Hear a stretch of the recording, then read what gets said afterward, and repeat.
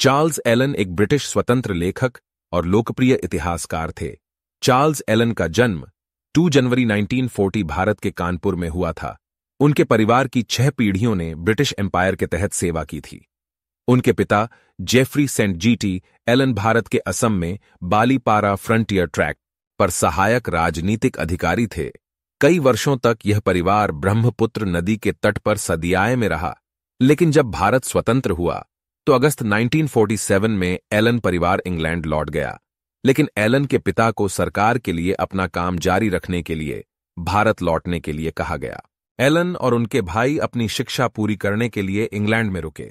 1966 और 1960 के बीच Elon voluntary service overseas के साथ नेपाल चले गए। नेपाल में एलन का बौद्ध धर्म के प्रति आकर्षण विकसित हुआ और समय बीतने के साथ वह खुद को बुद्धिस्ट के रूप में देखने लगे। एलन ने अपने वयस्क जीवन का लंबा समय एक यात्री, इतिहासकार और लेखक के रूप में भारत में बिताया। एलन ने अपना काम मुख्यतः भारत और भारतीय उपमहाद्वीप पर किया था। एलन को अपने लेखन के लिए स्वेन हेडिन जैसे पुराने लेखकों से भी प्रेरणा मिली।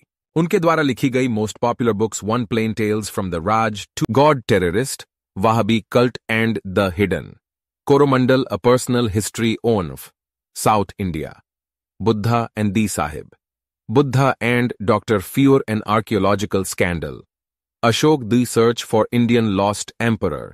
एलन को दक्षिण एशियाई इतिहास में उनकी सेवाओं के लिए Royal Society for Asian Affairs द्वारा 2004 में सर पर्सी साइक्स स्वर्ण पदक से सम्मानित किया गया था।